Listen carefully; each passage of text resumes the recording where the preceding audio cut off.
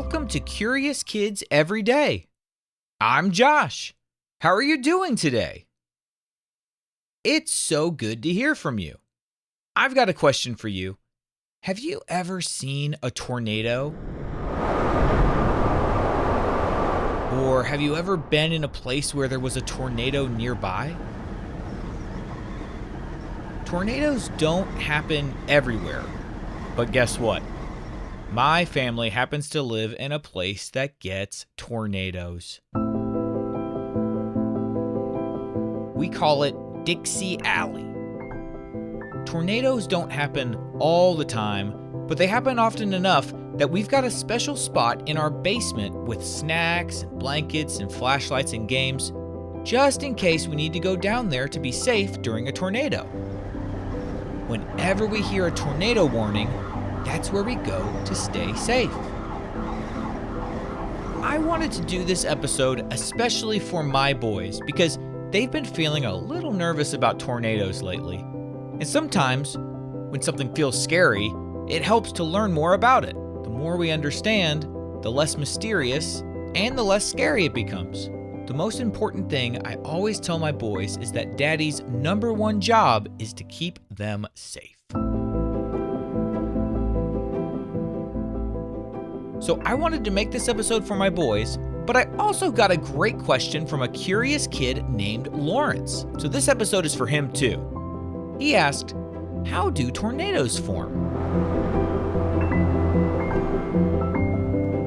If you've ever seen a picture of a tornado, you know how wild they look. Huge twisting funnels stretching from the clouds down to the ground. But what actually creates them? And why do they happen? Well, do you want to find out today?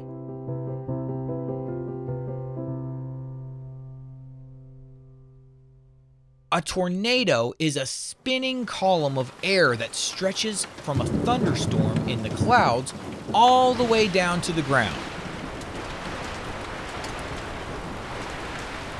Tornadoes form during powerful thunderstorms, especially ones called supercells. Can you say supercells?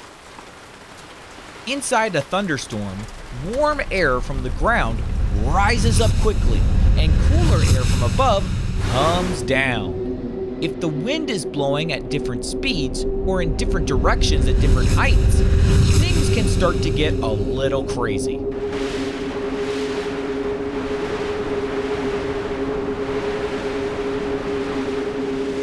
It can make the air start to spin sideways, like a rolling log. Pretend one of your hands is cool air rushing down while your other hand is warm air rushing up. And now imagine your hands are spinning around each other while they move. That's what starts a tornado. If strong updrafts of rising air tilt that spinning air upright, it can form a spinning column. If this spinning column touches the ground, it becomes a tornado. Some last only a few minutes, but others can spin for over an hour. Tornadoes are measured using something called the Enhanced Fujita Scale. Can you say Enhanced Fujita Scale? We'll just call it EF for short. And tornadoes go from EF0 to EF5. And EF0 might break some tree branches, but in EF5, they can go over 200 miles per hour. Thankfully, EF5 tornadoes are extremely rare. Now, EF ratings are technically based on damage after the storm, not direct wind measurements, because wind speeds inside tornadoes are hard to measure in real time. But in general, EF0 tornadoes are 65 to 85 miles an hour. EF1 tornadoes are 86 to 110 miles an hour. EF2 tornadoes are 111 to 135 miles per hour. EF3 tornadoes are 136 to 165 miles an hour. EF4 tornadoes are 166 to 200 miles per hour. And EF5 tornadoes, like we said, are over 200 miles per hour.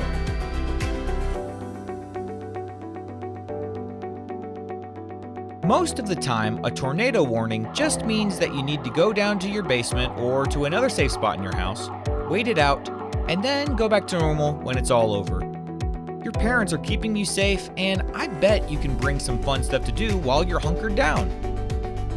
Or maybe you live somewhere that doesn't get tornadoes and this is all just interesting information. Whatever the case, it's always interesting to learn about how storms work.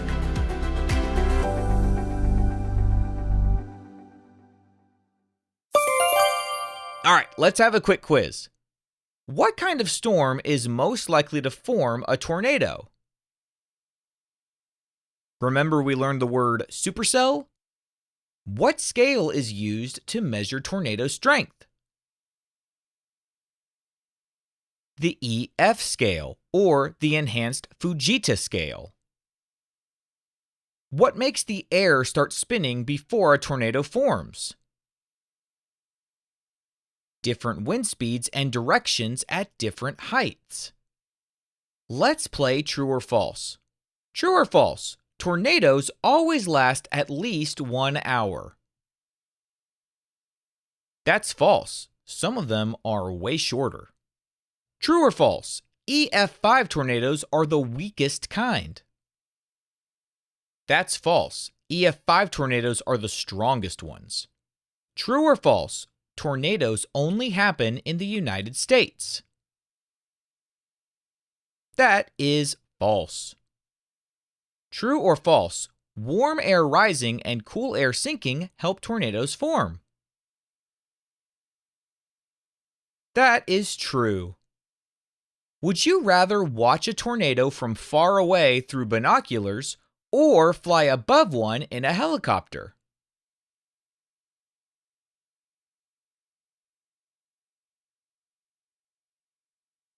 I would love to find a really safe spot far away with binoculars and watch a tornado. I've never actually seen one with my own eyes. I've heard them, I've seen videos of them, but I've never actually seen one before myself. Okay, we've got one more game today. Are these things faster or slower than tornadoes? And remember, an EF0 tornado has winds around 65 miles per hour. So are these things faster or slower than 65 miles an hour? Is a cheetah faster or slower than a tornado? A cheetah can be faster than a tornado because a cheetah can run up to 70 miles per hour. What about a race car? Is it faster or slower than a tornado? A race car can be faster than a tornado because race cars can go around 200 miles per hour. What about an airplane? Are airplanes faster or slower than tornadoes? Way faster. Airplanes fly over 500 miles per hour. What about a person riding a bicycle? Is that faster or slower than a tornado? Much slower. Bikes go around 10 to 15 miles per hour. What about a rocket ship blasting into space? Yep, that is way faster than a tornado. Rockets can reach speeds over 17,000 miles per hour. What about a horse, a galloping horse? Is that faster or slower than a tornado?